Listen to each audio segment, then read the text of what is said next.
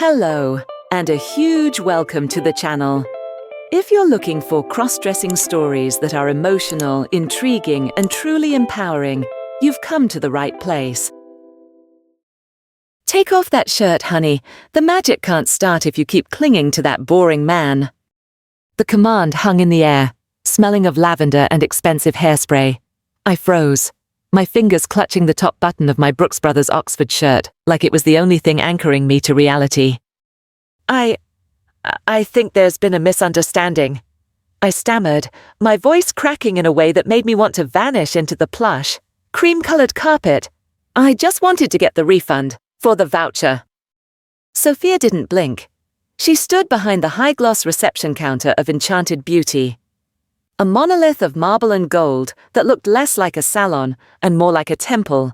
She was terrifyingly beautiful sharp eyeliner that could cut glass, lips painted a shade of crimson that screamed danger, and a tablet held loosely in manicured fingers. A refund, she raised an eyebrow, a slow, deliberate arch. For the Metamorphosis VIP package. Oh, Mark, we don't do refunds on experiences this exclusive. The terms and conditions are printed quite clearly on the back of that card you're sweating on. I looked down. My thumb was indeed dampening the gold leaf edge of the heavy cardstock. Metamorphosis. A total rebirth.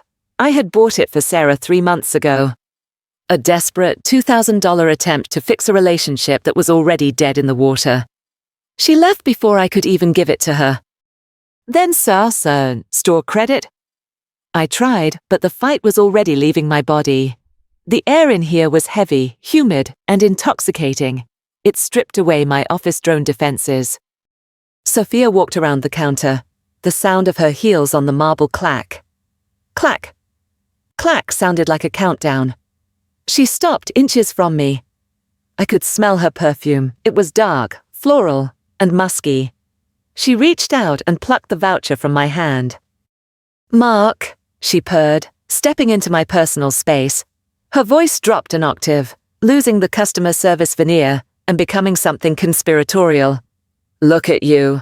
Shoulders hunched, bags under your eyes. You're carrying the weight of a ghost.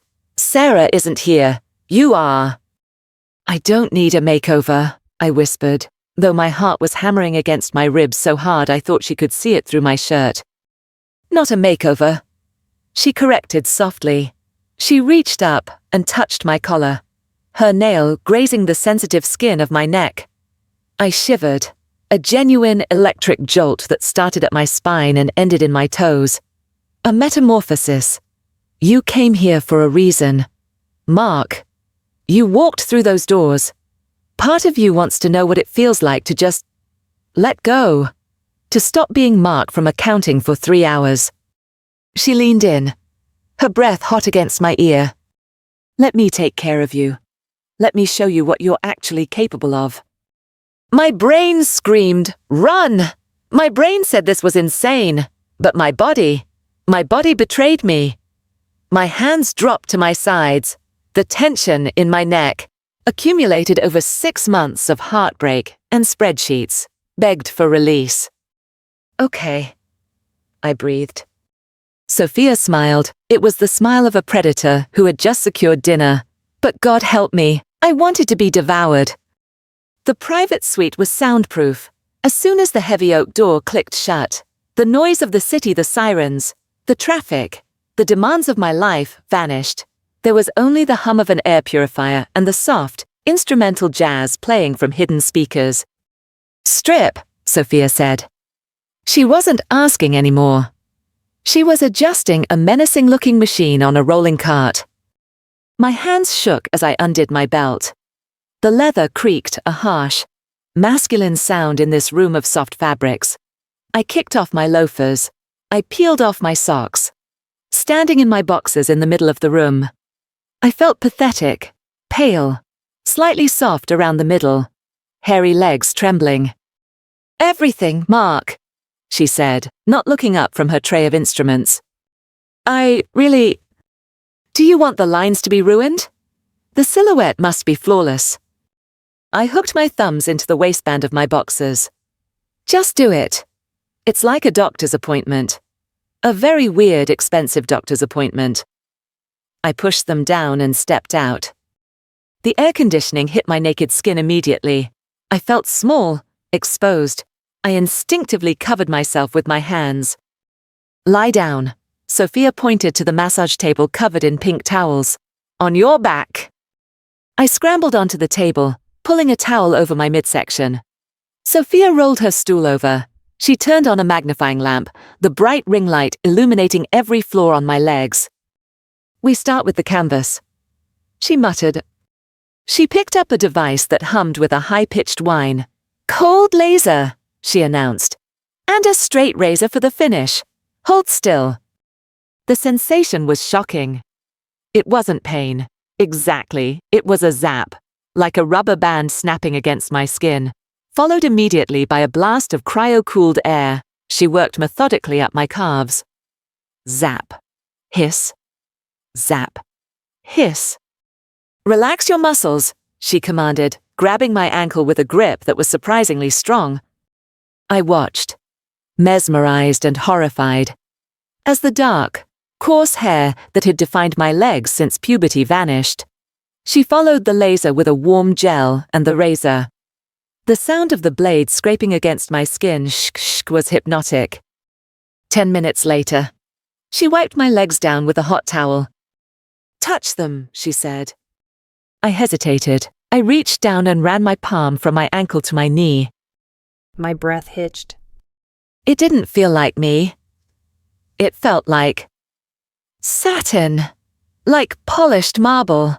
My hand slid without resistance. The friction was gone. It was a tactile hallucination. I rubbed my calves together, the sensation sending a weird, confusing spike of dopamine to my brain. My legs looked slimmer, paler, vulnerable.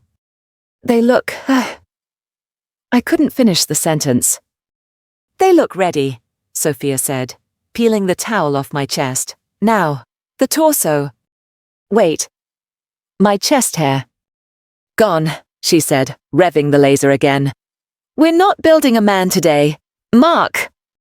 I stood in front of the mirror, but Sophia had covered it with a heavy velvet drape. No peeking until the end, she had chided. I was naked, hairless from the neck down, smelling of aloe vera and antiseptic. I felt lighter, aerodynamically different, as if the air was moving around me differently without the friction of body hair. Step into this, Sophia said. She held out a garment that looked like a torture device made of beige spandex and lace. What is it? High-compression waist cincher with hip pads and a built-in gaff, she recited efficiently. It's going to hurt a little. Beauty is pain. Darling. I stepped into the leg holes. It was tight, impossibly tight. I tugged it up to my thighs, but it stuck. Jump, she ordered. I hopped, wiggling my hips, feeling ridiculous.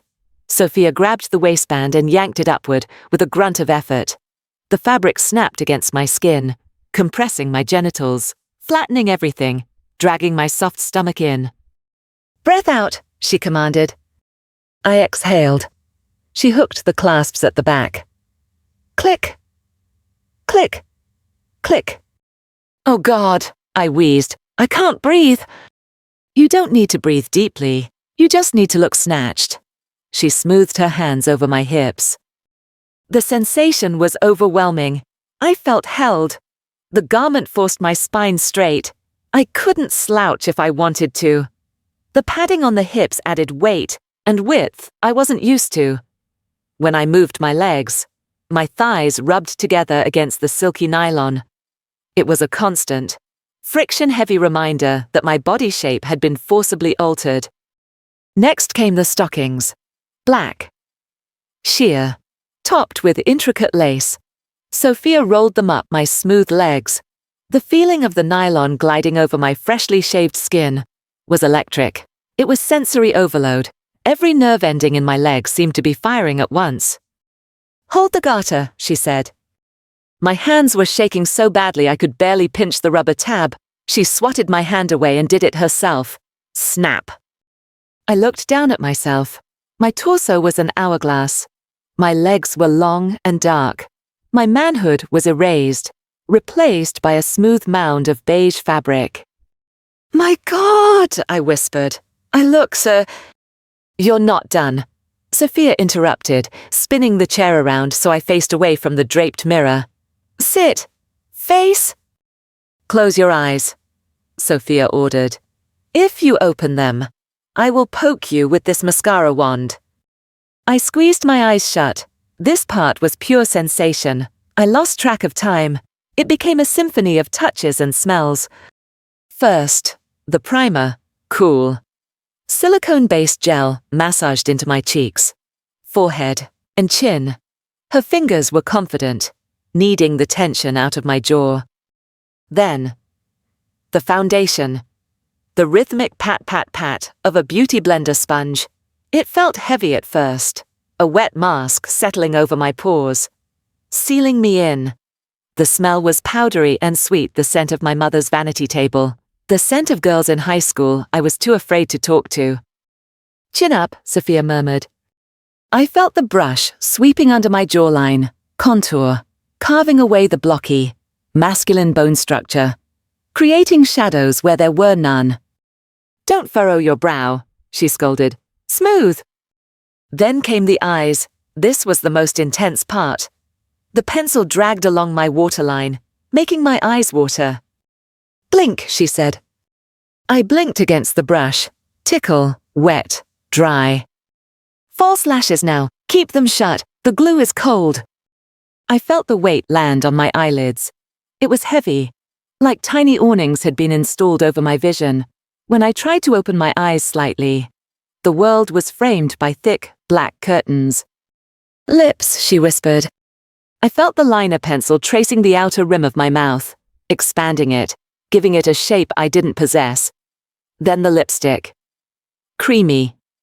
Wax azadzi, tasting faintly of vanilla. She pressed a tissue against my lips. "Blot!" I pressed my lips together. The friction of the lipstick was foreign. I caught myself licking my lips and tasting the wax. "Stop licking," she laughed softly. "You'll ruin the matte finish." Finally, something scratched against my scalp. A net. Then, a tightening sensation around my forehead. "The wig," I realized aloud. "Custom lace front," Sophia corrected. "Blonde, honey and ash tones, beach waves, very approachable." She settled it onto my head. I felt the hair cascading down my back, ticking my bare shoulders. It was heavy, warm, and comforting. It shielded my neck. It fell into my peripheral vision, a curtain of gold. "Stand up," Sophia said. Her voice was different now, reverent. I stood, wobbling slightly. The change in my center of gravity from the hip pads and the restriction of the corset made me dizzy. "Arms up." The dress came down over my head. It was cool, slippery chiffon. A floral print, pale blues and soft pinks on a cream background. It slid over the wig, over the corset, and settled on my new hips. Sophia walked around me, zipping the back.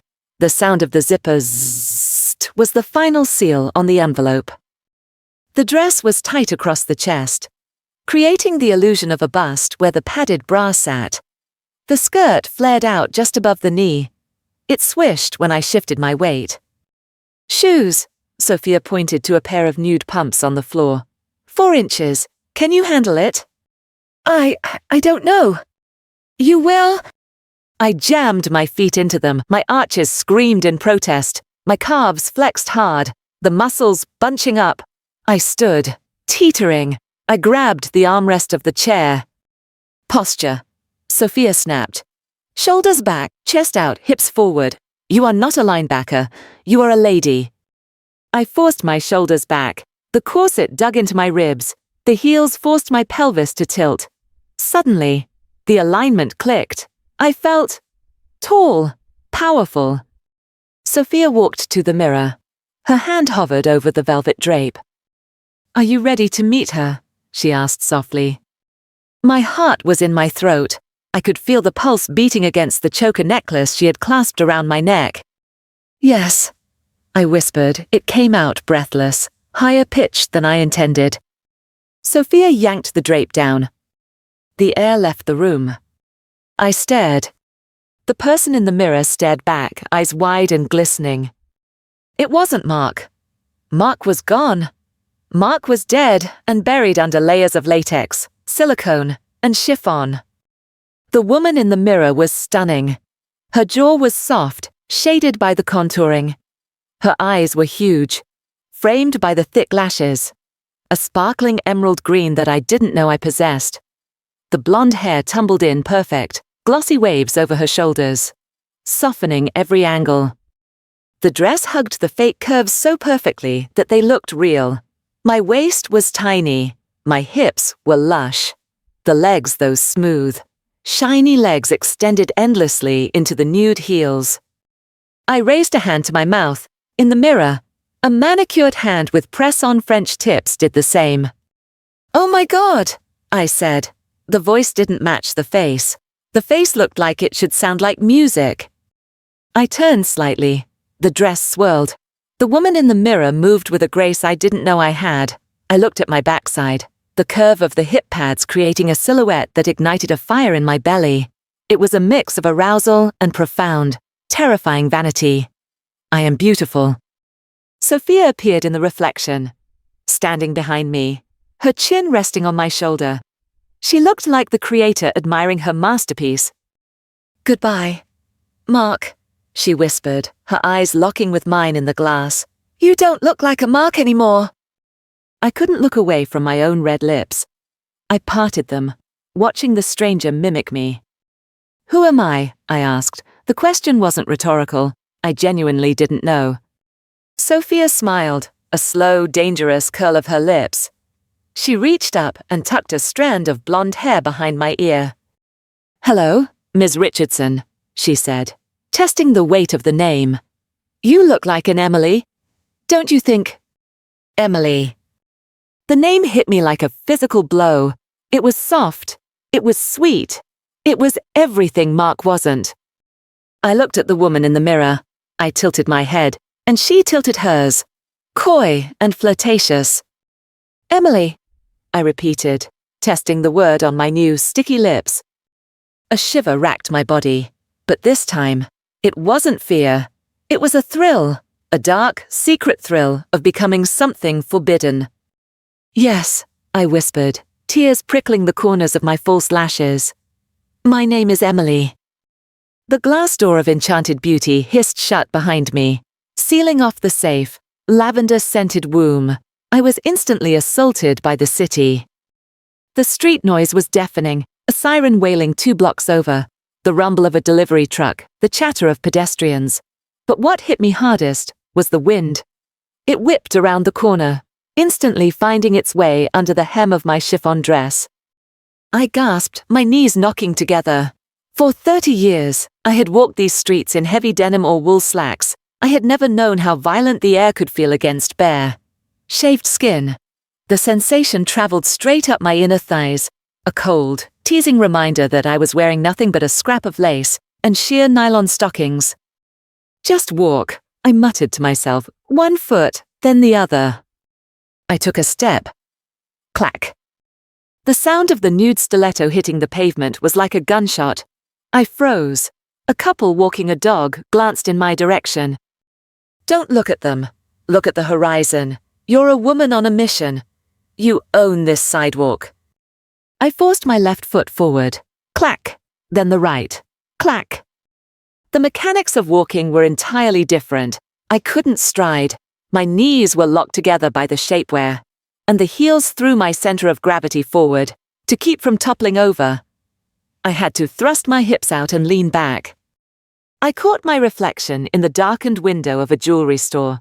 My hips were swaying. Left, right, left, right.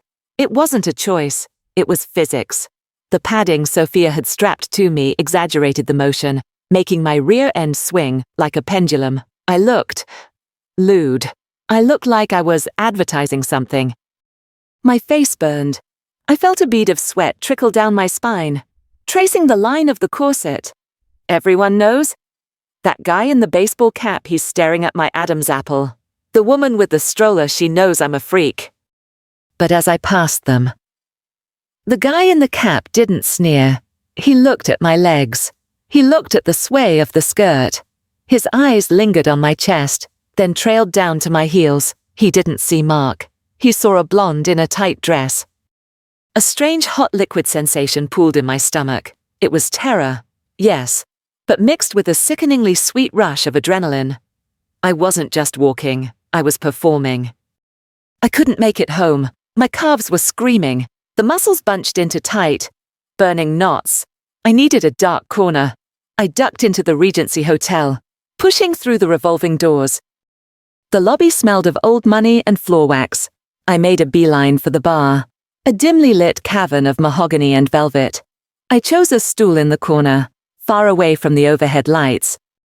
Climbing onto the bar stool was a logistical nightmare. I had to hike the dress up slightly to lift my leg, exposing the lace top of my stockings.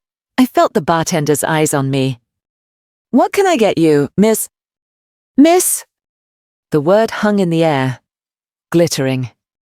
"Martini," I whispered, barely exhaling the word. "Dirty." I cleared my throat, terrified my baritone rumble would shatter the illusion.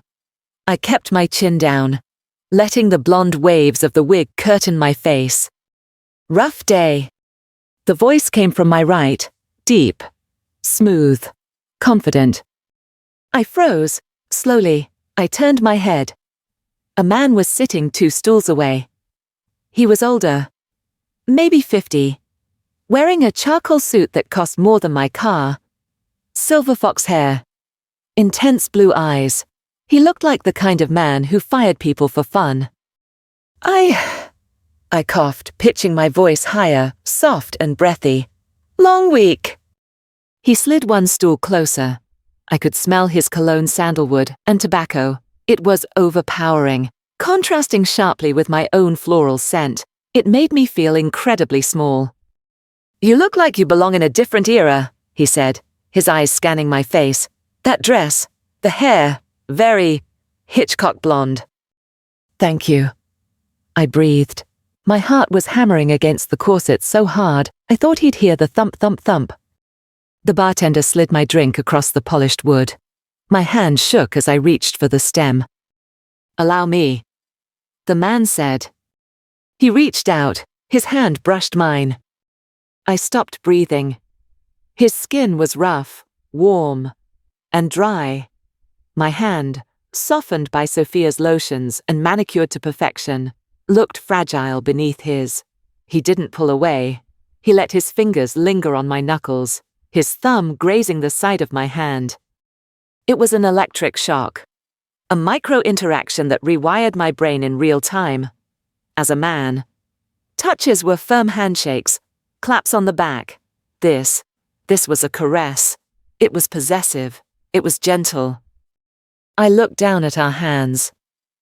The contrast was staggering. The sheer vulnerability of my position washed over me. I wasn't Mark, the guy who could bench press 200 pounds. I was Emily, the girl whose hand was being held by a stranger in a bar. "I'm Robert," he said, finally releasing me. "Emily," I whispered. The lie tasted sweet like the vermouth. "Well, Emily," he raised his glass. "You have incredible eyes. They look startled, like a deer caught in headlights. It's charming." I took a sip of the martini to hide my smile. The alcohol burned going down, but the compliment burned hotter. He didn't know. He was flirting with me. And God help me, I liked it. I liked the way he looked at my mouth. I liked the way I felt compelled to cross my legs, the nylon swishing, just to keep his attention. I left the bar 40 minutes later, feeling lightheaded and invincible. Robert had paid for my drink. He had watched me walk away. I felt his gaze on my backside like a physical touch, pushing me forward. But the invincibility shattered the moment the elevator doors opened on my apartment floor. I stepped out, fumbling in my purse for my keys, humming a tune. "Mark." The voice stopped me dead. My keys fell from my hand, hitting the carpet with a dull thud. I looked up. Standing in front of her door, holding a bag of takeout, was Cassidy, my neighbor, the cool, artsy fashion designer who I had maybe spoken to 10 times in 2 years. I wanted the floor to open up and swallow me whole. I instinctively threw my hands up to cover my face, a guttural noise of panic escaping my throat. "Oh my God," Cassidy said. Her eyes went wide. She dropped her takeout bag. "Cassidy, it's not. I can explain," I stammered, my voice dropping back to its normal, panicked male register. She took a step forward. I flinched, backing against the wall. I expected disgust. I expected laughter. I expected her to pull out her phone and take a picture to post on the neighborhood group chat. Instead, she tilted her head. A slow grin spread across her face. "Holy shit," she laughed, but it wasn't malicious. It was hers delighted. "Mark, is that seriously you?" "Please don't tell anyone," I begged, feeling tears welling up in my false lashes. "It was a dare. It was a joke." "The joke." Cassidy stepped closer, her eyes scanning my outfit with professional scrutiny. She reached out and touched the fabric of my sleeve.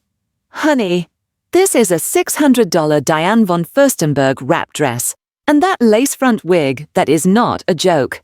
That is an investment." She looked at my face, really looked at me. The panic in my chest began to subside, replaced by confusion.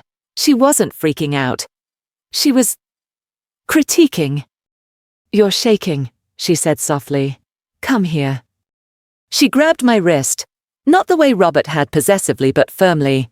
Like a big sister. She dragged me across the hall. "Wait, where are we going?" "My place. You are not going into your sad bachelor pad looking this fabulous to cry alone." Cassidy's apartment was a chaos of fabric swatches, mannequins, and half-finished sketches. She kicked the door shut and pushed me onto her velvet sofa. "Sit," she commanded, "but cross your ankles, not your knees. The skirt is short." I obeyed automatically, tucking my ankles. "Okay," she said, leaning against her desk, arms crossed. "Let's be real. It's not a dare. You look too good for it to be a dare." I looked down at my hands, picking at a loose thread on the cushion. I just wanted to see what it felt like. And I don't want to take it off," I confessed. The words tumbled out before I could stop them. "I feel, I don't know, right." Cassidy's expression softened. She walked over and sat next to me. The smell of her perfumed citrus and basil was grounding. "Then don't take it off," she said simply. She reached up. "Can I?" She pointed to the wig. I nodded. She gently found the pins and slid the wig off my head. The cool air hit my wig cap. I felt exposed, a half-creature. Neither man nor woman. "You have amazing bone structure," she murmured, turning my face to the light. "The contouring is a bit heavy for every day, but for a night out, killer." She stood up and walked behind me. "Stand up, let me get that zipper. You look like you're suffocating." I stood. I felt her fingers on my back. The dress fell open. The relief was instant. I gasped, my ribcage expanding against the corset. Cassidy helped me slide the dress down, leaving me standing in the middle of her living room in the beige corset, the black stockings, and the high heels. I crossed my arms over my chest, suddenly feeling naked. "Stop that!" Cassidy chided gently. She walked over to a rack of clothes and pulled out a silk kimono robe. She draped it over my shoulders. "Wear this, it's better." She tied the sash around at my waist. She stood back, looking at me. I wasn't Mark the neighbor anymore. I was her doll. Her project. Her friend. "You know," she said, reaching out to adjust the collar of the robe, her fingers grazing my collarbone. "Most guys walk like they're trying to conquer the pavement, but you, When you got off the elevator, you were gliding. She looked me in the eye. You make a very pretty girl, Mark. Or, do you have a name? I hesitated. The name felt fragile, like a soap bubble. Emily, I whispered. Cassidy smiled. She squeezed my shoulder. Nice to meet you, Emily. Now, sit down. I'm going to teach you how to take those lashes off without ripping your real ones out, and then you're going to tell me everything. I sat back down on the velvet sofa, pulling the silk robe tighter around my corset, for the first time all night. The frantic buzzing in my brain went quiet. I looked at Cassidy, then down at my nylon-clad legs extended on her rug. I wasn't hiding anymore. I was being seen, and it was the most intoxicating feeling in the world.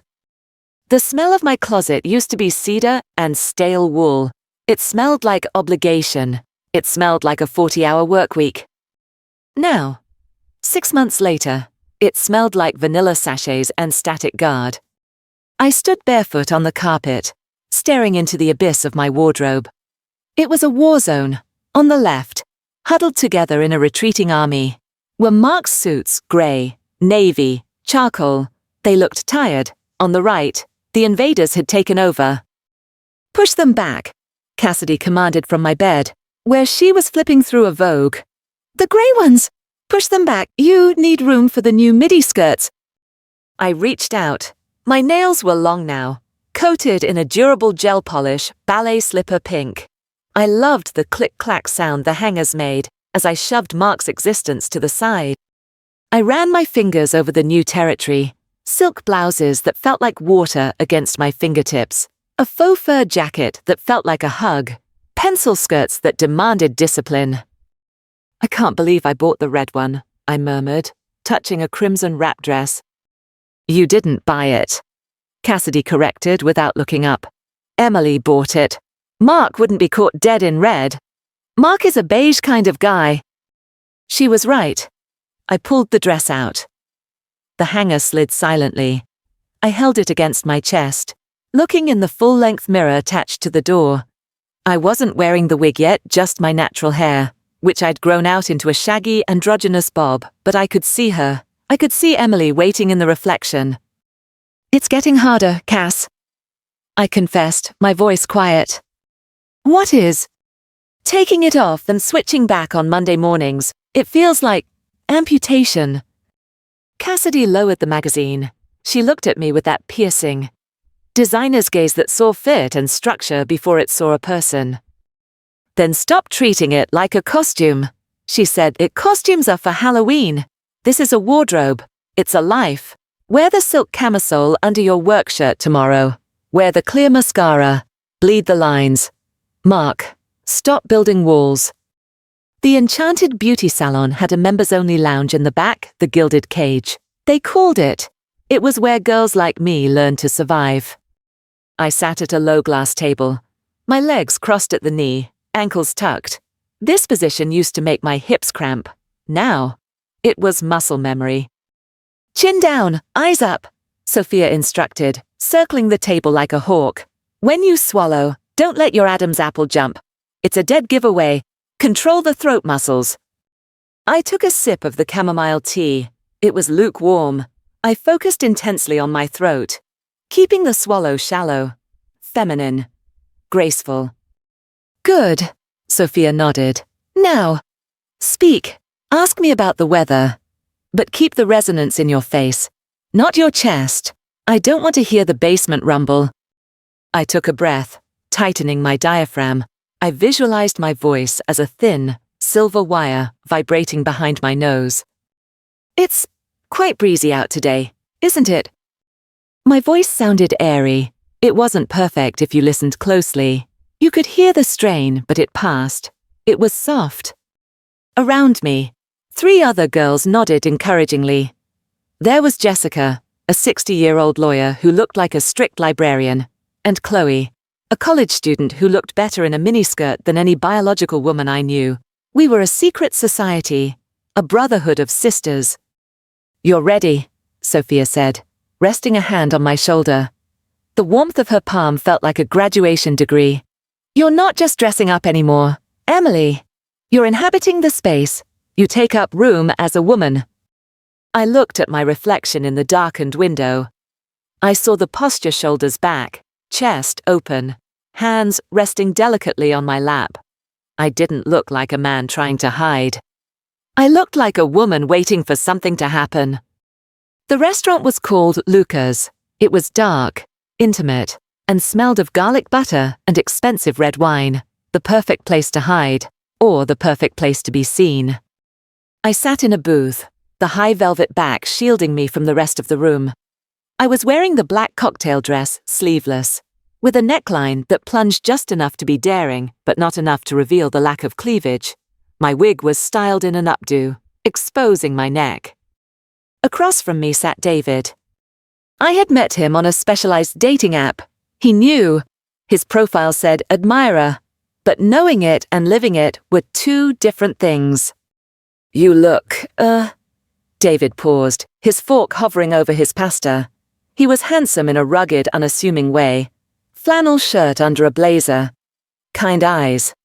You look softer than your photos. Softer? I asked, my hand instinctively going to the pearl necklace at my throat. My voice was pitched perfectly, the training paid off. Yeah, less guarded, he smiled. The photos looked like you were posing. Right now you just look like you're having dinner. My heart did a complicated little flip, just having dinner. I was nervous, I admitted, swirling the Pinot Noir in my glass. I'm always terrified someone will clock me, that the waiter will call me sir, and the whole illusion will shatter. David reached across the table. The action was slow, deliberate. He covered my hand with his. His palm was rough, warm, and massive compared to mine. Look around, Emily, he said quietly. I moved my eyes, afraid to turn my head. The couple at the next table was arguing about a mortgage. The waiter was rushing past with a tray of tiramisu. No one was looking at us. No one cared. They just see a guy having dinner with a beautiful woman, David said. His thumb brushed over my knuckles. And honestly, I think I'm the one they're jealous of. I felt a blush rise, not the shame heat of the first night, but a genuine, biological flush of pleasure.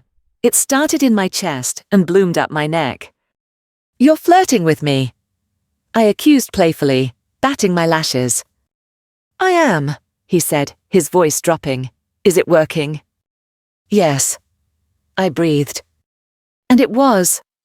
That was the terrifying part. I wasn't acting. I wasn't Mark pretending to be Emily flirting with David. I was Emily. I felt small in the best way. I felt precious. I felt the desire to be protected, to be held, the masculine urge to lead, to control, to dominate the conversation. It was gone. David signaled the waiter, check please. He didn't let me reach for my purse. He paid. He stood up and held my coat for me. As I slipped my arms into the trench coat, he stepped in close behind me to adjust the collar. I felt his chest press against my back for a fleeting second. I felt his breath on the sensitive skin behind my ear. You smell like rain, he whispered. My knees went weak, literally weak. I had to grab the edge of the table to steady myself on my 4-inch heels. The taxi ride home was a blur of city lights and racing thoughts. David had kissed me on the cheek outside the restaurant. A chaste, gentlemanly kiss. But the stubble of his beard grazing my powdered skin had set off a chain reaction in my soul. I stumbled into my apartment, kicking off my heels immediately. I didn't turn on the lights. I walked to the bathroom and stared into the mirror. The streetlights outside filtered through the blinds, slicing my reflection into strips of light and shadow. Emily looked back at me, disheveled, lipstick slightly smudged, eyes bright with adrenaline and romance. I reached up to take off the wig. My hands froze. I don't want to. The thought was so loud it echoed in the tiled room. I don't want to take her off. I don't want to scrub the face. I don't want to put on the boxers. I don't want to be Mark tomorrow. Mark felt like a heavy, grey coat I had been forced to wear for 30 years. It was itchy. It was tight. It didn't fit. Emily felt like air. I sank down onto the cold tile floor, still in my cocktail dress. Ideally, this was the moment I should be practical. I had a budget meeting at 9 a.m. I had to be Mark from accounting. But the idea of putting on a tie made me physically nauseous. I pulled my phone out of my purse. I scrolled to Cassidy's contact. Me. I can't go back, Cass. The 3 dots appeared instantly. Cassidy. Then don't burn the boats, baby. I looked at the phone. Then I looked at the wig on my head. Then I looked at the closet door, where the grey suits were hiding in the dark. A calm settled over me. It was the calm of a person who finally realizes they are standing on the edge of a cliff, and the only way to survive isn't to step back, but to learn how to fly. I stood up. I walked to the closet. I grabbed the grey suit I was supposed to wear tomorrow, the safe suit, the invisible suit. I threw it on the floor. Then, I reached for the silk blouse cream, high-collared, feminine but professional, and the tailored women's slacks that made my butt look amazing. Tomorrow, I whispered to the empty room, we bring her into the light. Monday morning light is cruel. It doesn't have the forgiving, amber glow of a restaurant candle or the moody shadows of a bar. It is blue, harsh, and reveals everything. I stood in front of my bathroom mirror at 7:00 a.m. My stomach was a knot of cold. Writhing snakes. You can still put on the blue suit. A voice in my head whispered, you can still shave the legs, put on the socks, and pretend this weekend was a fever dream. But my hands refused to listen. I reached for the bottle of sheer foundation, not the heavy, theatrical paste Sophia used, but a lightweight tint. I dotted it onto my skin chin, forehead, cheeks. As I blended it in, watching the redness and the razor burn disappear, I felt the calm return. It was a ritual. It was war paint. I didn't put on the full Emily wig, the bombshell blonde. That was for the night. Instead, I chose a shoulder-length brunette bob I had bought with Cassidy. It was sensible, professional. It looked like the hair of a woman who managed a 401k portfolio. Then the clothes. I stepped into the trousers. They were high-waisted, wide-legged, a soft dove-grey wool. They zipped up the side, hugging my hips in a way that men's slacks never did. No belt loops, just a clean, sweeping line from waist to floor. Next, the blouse. Cream silk with a pussy bow necktie. I tied the bow with trembling fingers. The silk was cool against my chest, slipping over the padded bra. It felt like water. It felt like a secret. Finally, the shoes, not the 4-inch stilettos. I chose a pair of black block heels, 2 inches. Sensible. But when I took a step on the hardwood floor clop, the sound was unmistakably female. The sound was. I grabbed my security badge. It still had the photo of Mark on it. Short hair, grim expression, thick neck. I clipped it to my waistband. Here goes nothing, I whispered to the empty apartment. The subway ride was an exercise in terror. I stood by the doors, clutching my purse, a structured leather tote, not a briefcase. Every time the train jolted, I felt the eyes on me. A teenager with headphones looked up, scanned my face, looked at my shoes, and then went back to his phone. He didn't care. A woman in scrubs stood next to me. She glanced at my blouse. I love that top, she murmured, barely looking up from her Kindle. Is that vintage? My heart stopped, then restarted at double speed. Thank you. I stammered, pitching my voice into that soft head voice register. I think it is. She nodded and went back to reading. She didn't scream. She didn't point. She just liked the blouse. The realization hit me harder than the train stopping at 42nd Street. People don't see Mark in a dress. They see what I present to them. If I present fear, they see a victim. If I present confidence, they see a woman. I squared my shoulders. The doors opened. I stepped out onto the platform. letting my hips lead the way. The office lobby was a vast expanse of polished granite. The receptionist, a girl named Brenda who usually ignored me, looked up as I approached the turnstiles. I swiped my badge. Beep! Brenda frowned, squinting. "Can I help you?" "Ma'am, you need a guest pass." I stopped, I looked at her, I smiled, a genuine, a terrifying smile. "It's me, Brenda," I said. "Mark." Her jaw literally dropped. She blinked rapidly, her eyes darting from my wig to my shoes.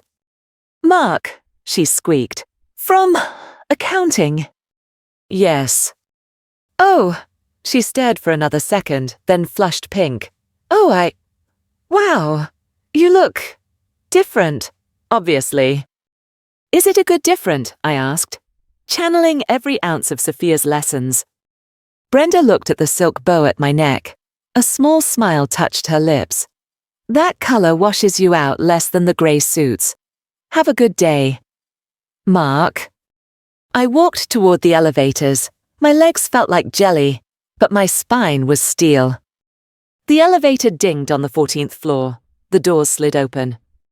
The hum of the office phones ringing, keyboards clacking. The low murmur of conversation hit me. This was it. The point of no return. I stepped out. Clip. Clop. Clip. Clop. The sound cut through the ambient noise. Heads turned.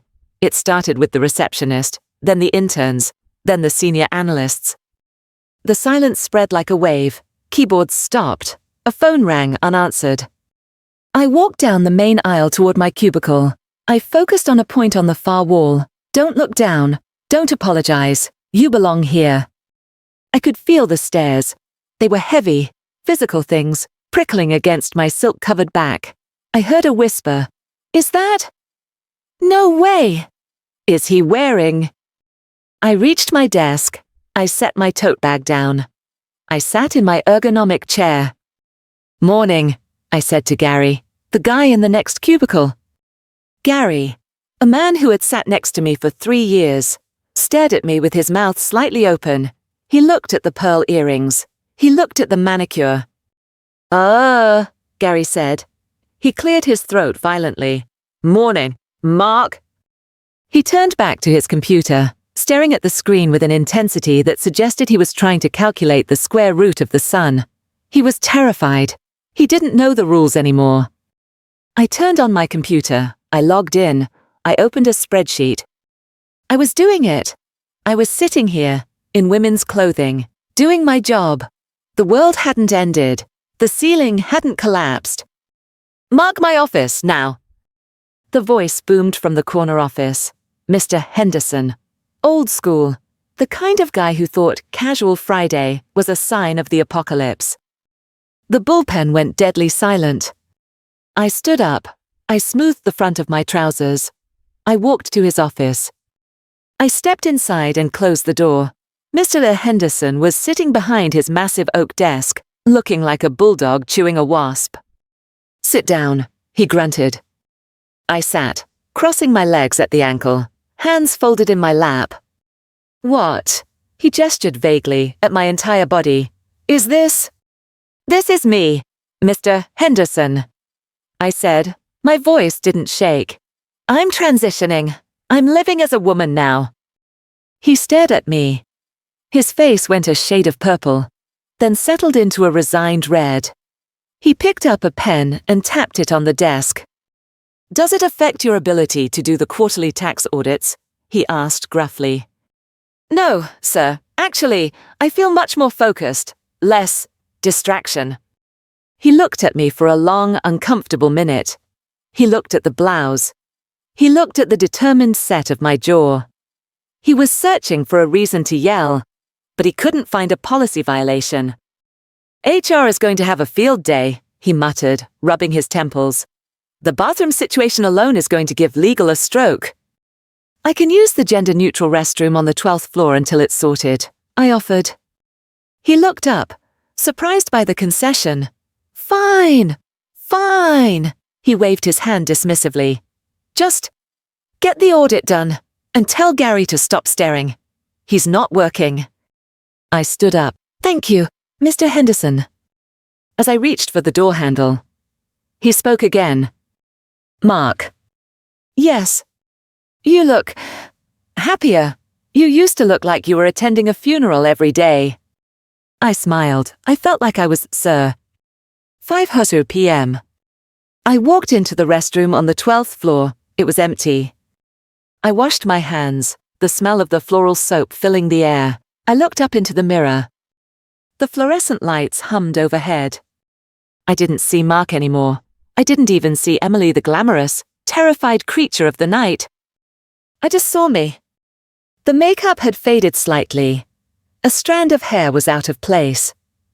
I looked tired, but it was a good tired. The tired of a woman who had worked a full day. I touched the glass. The duality was gone. There was no putting on the suit in the morning and taking it off at night. The partition in my brain had dissolved. My phone buzzed in my purse, a text from David.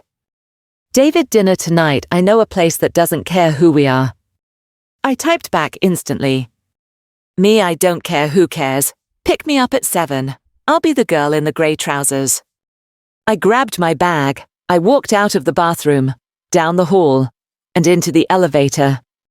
When the doors opened to the lobby, the evening sun was streaming in, turning the granite floor into a river of gold.